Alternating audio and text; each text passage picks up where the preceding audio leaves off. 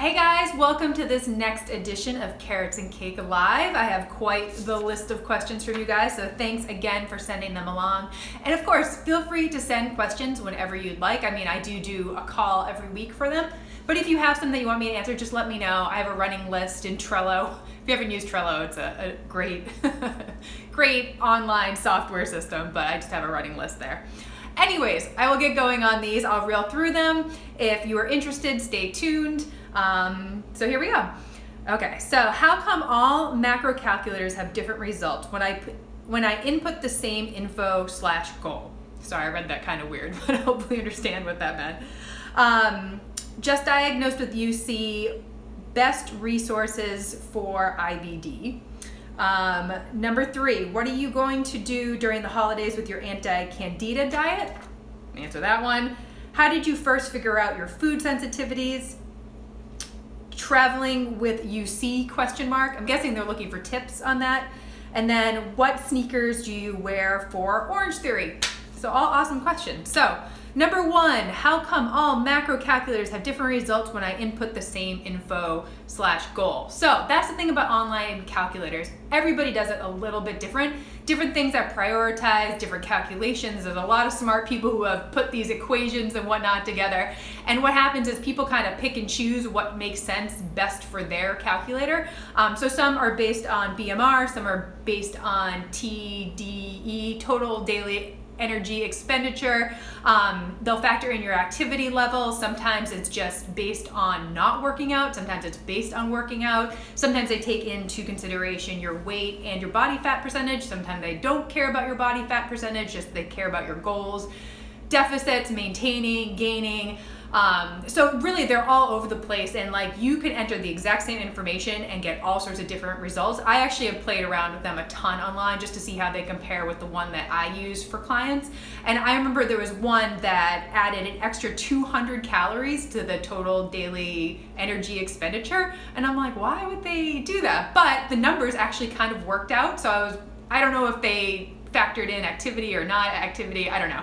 So there's different multipliers for how much exercise you do, and of course that can change on the person, what they think as is activity versus what the calculator thinks as activity.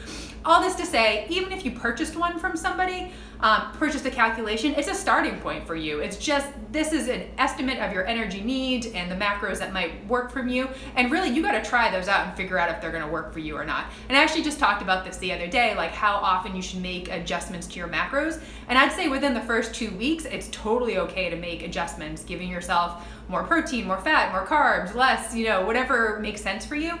Because that calorie range is really what's gonna be important. Of course, balancing your macros and eating a balanced plate is gonna make you feel better as far as hunger goes, energy levels, all that good stuff. But those numbers are just a starting point, and that's why it's so important to work with a coach, because you can really figure out what's working and what's not working based on your goals. Because I mean, if your goal is to lose fat, your macros might be one way, to feel better in the gym, to put on muscle. There's all sorts of things that go into that. So really like working with somebody, giving them feedback, having this one-on-one relationship, you can really nail down the ratio that's gonna work for you. And you can't quite get that from those online calculators, and that's why it ranges so much. And even sometimes that big range might not matter that much, Ooh, excuse me. I still have that phlegmy cough. Although it's a lot better, and I'll have to explain all this to you in a separate post. Actually, I might be able to explain it today because I have a question that might relate. But all that to say, calculators are very, very different. You might get one calculation here, another calculation there, and I mean, if it's only like 40 or 50 calories, might not matter in the long run. And our energy needs change from day to day based on your exercise, how much you've slept, your hormones, your energy, stress levels, all that good stuff. So all this to say, it's just an estimate, and really it's just coming down to what works best for you and trial and error. Sorry if that was a little rambly, but that's why they're all different. Okay, so just diagnosed with UC, best resources. Okay, so my opinion on this has definitely changed over the years. Right now, this is what I think are the best resources that have been most helpful to me, because having this disease, there is no one right way. There's so many different ways to get better. And I just I don't think there's one place that's going to heal you or make you better. So, of course, I'm always going to say the CCFA. I think they're great. They really care about what's going on. They do have a ton of resources. They can put you in touch with all sorts of people. So, definitely head to the CCFA. IBD Aid, it's a diet and it's based out of UMass Amherst, but they are really focused on an anti-inflammatory diet, getting good sources of pre and probiotics. It's I don't want to say it's like the SCD diet because it's not, it's different, but I think it's a really good place to start if you want to make some diet changes. And they're also, if you get on their email list, they're coming out with awesome recipes all the time. Just really helpful. They have a group on Facebook, very active, very helpful. But I think that's a good place to start if you're looking to make changes to your diet. I also like Against the Grain, which is a podcast. You can find it on Apple Podcasts. It's not on Stitcher. It's with a GI doctor, Samir something, I can't remember his last name, but he has had some amazing guests on there, all different perspectives, but that has been really good, and it's focused specifically on IBD, and he is an IBD specialist. So that has been our favorite podcast. I've listened to all his podcasts. I went back and listened to every single one. I actually found out about Lucy Mailing on one of his podcasts. She is super smart.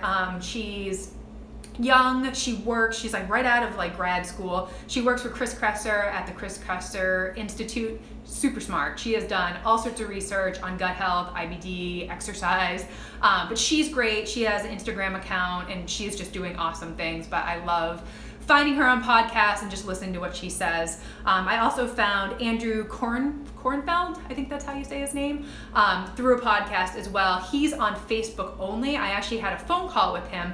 Again, super smart, really into research, healed himself. He has IBD or has UC, healed himself, and he puts up amazing posts on Facebook. I actually was like, you need to get over on Instagram. But he's great, super smart, really nice guy. Other resources, IBD Parenthood. I've been working with them. They're through the AGA. They have amazing resources for anybody who's thinking about starting a family, who might have IBD, can answer your questions there. Awesome resource. They have a whole patient toolkit with all sorts of PDFs and things you can print out, bring to the doctor with you to help you with questions and what you might want to know. And then also on Facebook, if you're taking Entyvio or if you're taking Remicade, there's all these groups there, and that's a great place to get your questions answered. I know it's not always by your doctor, but it's nice to hear what other people's experiences are with the drugs, because it's not all the same. But Entyvio Warriors is great. I can't remember the name of the Remicade group. I don't know. If you really want to know, if you have Remicade, you want to know the group on Facebook, I can definitely help you out. Excuse me, but those are some of my favorites. Sorry, all these bodily functions. I just ate lunch, so got some stuff going on. Okay, so number 3, what are you going to do during the holidays with your anti-candida diet?